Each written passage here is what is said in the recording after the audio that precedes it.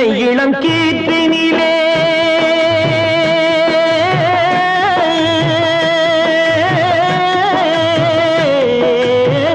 தென்னை இளம் கீற்றினிலே தாராட்டும் தென்றலது தென்னை இளம் கீற்றினிலே